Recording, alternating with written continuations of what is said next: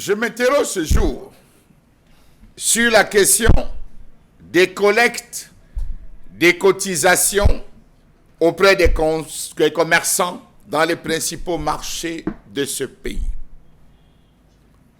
Dans les marchés, on assiste à la présence de certains individus qui s'accrochent à la main, s'accrochent accrochés tout autour du corps et du cou, carnet en main, s'arrêtant ci et là, collectant de l'argent contre signature dans les carnets. Quelle est l'identité de ces collecteurs de plus en plus sollicités par les épargnants pour conserver leur économie? On parle là des collectes Aladi. Ce système d'épargne est tenu par des collecteurs indépendants. Ils ne sont rattachés ni à un établissement de microfinance, ni à une banque. L'argent qu'ils collectent sont gardés dans une banque au nom du collecteur qui a un compte. Le ministre des Finances, dans l'une de ses sorties en 2019, était revenu sur la question lorsque des cas d'agression, des cas de disparition, des plaintes étaient constamment portées vers ces individus.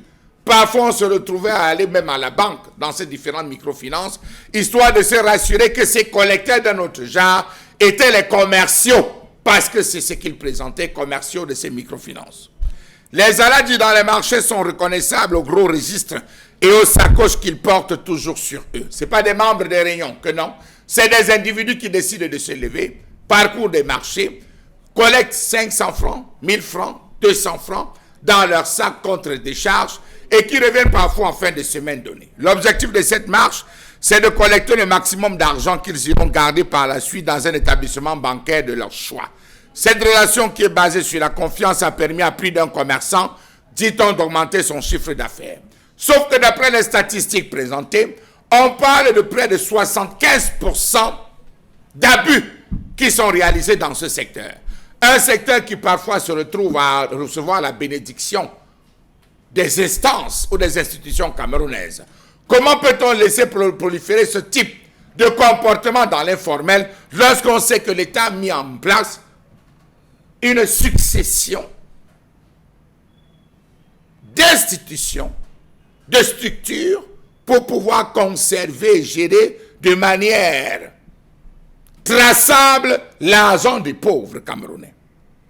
Chaque jour, presque, ces commerçants font appel à un collecteur d'argent à qui ils remettent les dites sommes.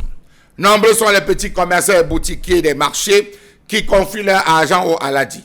Ce sont près de 500 personnes dans les marchés et ses environs qui leur font confiance chaque jour. Cette épargne dont le montant varie entre 200 francs et 2000 francs CFA peut être restitué à son bénéficiaire à n'importe quel moment. D'où l'intérêt de l'épargnant qui estime qu'à la banque, il y a souvent des problèmes de liquidité, de paresse ou de paperasse. Quand tu te rends à la banque, on te dit de remplir des tonnes de papier, alors que chez les Aladi, il suffit de signer un morceau de papier pour entrer en possession de ton argent. Ces cotisations se retirent à la fin de tous les mois, somme qui leur permettent, dit-on, de régler leurs factures. Pour faire partie de la clientèle des Aladi, il suffit pour l'épargnant d'acheter un carnet qui coûte 200 francs CFA. Ce carnet, dont la validité d'1 an, doit porter le nom et le prénom du client, ainsi que son numéro de téléphone.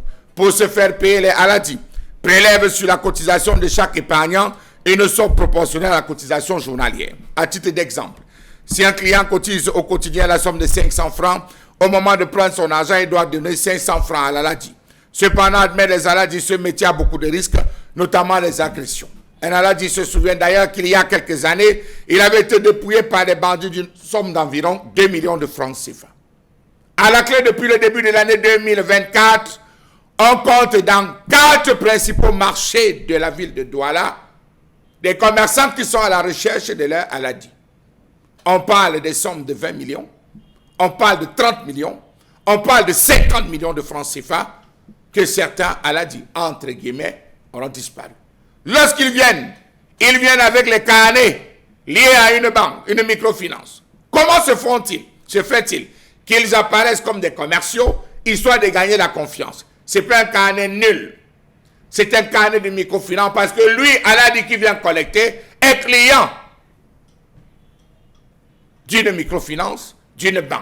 Il collecte l'argent des gens pour aller garder dans son propre compte. À la fin, c'est des pleurs c'est des larmes, c'est des plaintes qui sont déposées ça et là. Comment comprendre l'incrédulité? L'ignorance totale des populations. Que fait véritablement dans le ministère des Finances? Que fait les institutions pour pallier à ce type de problème? N'y a-t-il pas lieu aujourd'hui de penser à une réforme du secteur bancaire au Cameroun lorsqu'on voit ce qui est en train de se passer? N'y a-t-il pas des questions qu'il faut se poser?